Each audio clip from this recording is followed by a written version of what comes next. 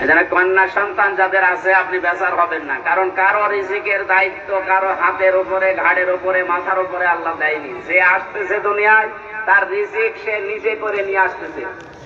কথা বলেন, এখানে দায়িত্ব যতদিন আপনার উপরে আছে যেভাবে হোক আল্লাহ চালিয়ে নেবে। যেহেতু এটা নবীর কথা, যে এটা বড় রহমত, অথচ আমরা বেজার হয়ে যাই। আমার তো আল্লাহ 2টা মেয়ে অলরেডি দিয়েছে, এখন যদি আরো মেয়ে আসে আমার কোনো নারাজি নেই, আমি খুশি। দ্বিতীয় নম্বরে হাদিসের ব্যাখ্যা শুধু বলছি, নবীজি জানিয়েছেন যারা মেয়ের বাবা আছো, মেয়েটা যখন কোনো বাড়িতে আসে ফেরেশতা পর্যন্ত বাড়িতে নাজিল হয়ে যায়।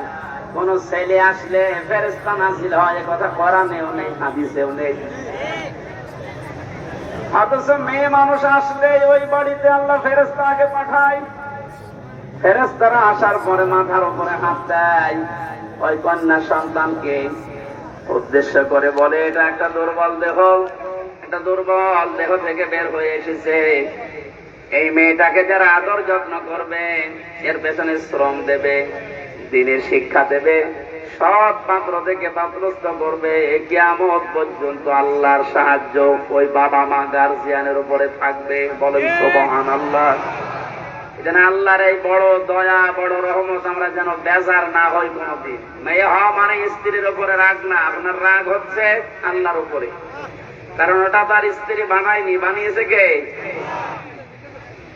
দ্বিতীয় নম্বরে পেয়েছি সবচাইতে বড় দয়া আল্লাহর পক্ষ থেকে, অথচ মানুষ বেজার হয়ে যায়, তার নাম মেহমান। নাম কি? এটার সাথে বাস্তবতার মিল আছে। যত ধনী মানুষ হোক, মেহমান আসলেই কেমন যেন মন খারাপ হয়ে যাচ্ছে। অথচ মেহমান যখন আসে, নবীজি বলেন সে তার নিজের খোরাকি সাথে নিয়ে আসে। বলেন সুবহানাল্লাহ। বিশ্বনবী জানিয়েছেন 3 নম্বরে বৃষ্টি, 4 নম্বরে আল্লাহর নবী বলেন রোগ ব্যাধি। রোগ ব্যাধি যার যত বেশি হবে, তার দুনিয়ার অপরাধগুলো আল্লাহর মাধ্যমে মাফ করিয়ে নিষ্পাপ করে তার কাছে নিয়ে যাবে। সিস্টেম অপর পৃষ্ঠায় দেখুন তিরমিজি শরীফ, নবীজি বলেন 4টা বিষয়ে মানুষ আনন্দ পায়, 4টা বিষয়ে মানুষ খুশি হয়, কিন্তু আল্লাহর কাছে সবচাইতে ঘৃণিত নিকৃষ্ট এই 4টা। তার 1 নম্বরে নাম পেয়েছি যৌতুক। এদেশে নেই। সামাজিক ভাবে আন্দোলন গড়ে তোলা লাগবে, বৈষম্য বিরোধী ছাত্র আন্দোলন।